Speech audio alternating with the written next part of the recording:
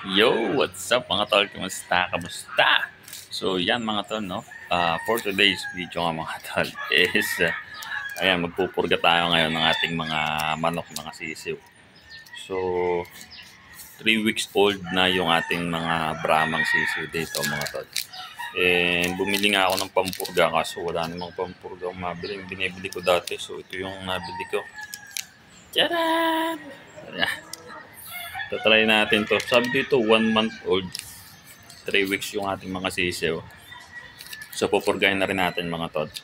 Tapos yung bumili rin ako ng hammer para doon sa tandang tsaka yung sa inahin natin. So pupurgahin natin sila mga tod. And yan, let's go. So yan, maaga pa mga tol.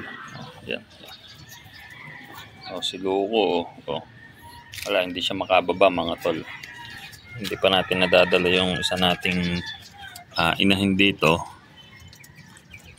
kasi nga nung umuwi tayo madami tayong dala pabalik. So yan.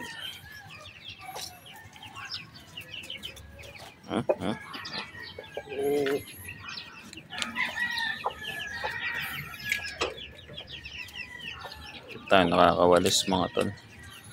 So ayan yung ating pupurgahin. So subukan ko muna tong yung tandang tsaka yung inahin na itong hammer. Maaga pa nga, alas 7 pa lang. So hindi pa sila tumutuka. Sulit na sulit yan mga tol. Subukan ko muna. So yan na mga tol. Natimplang na natin ang purga itong ating mga sisiw. 3 weeks. 3 weeks old mga tol. So ayan, nagpupurga na tayo para okay na okay sila. So bago nga pala yan, actually ilang araw na rin silang may Bitmin Pro and Remoxil sa umaga, Bitmin Pro sa hapon.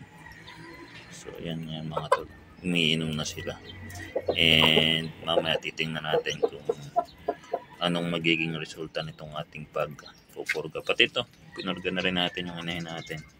Pati yung saan ba yun? Itong si Luko. Ayan.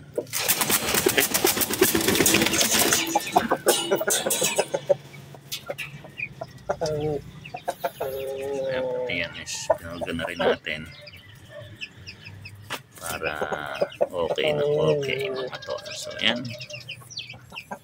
ayos.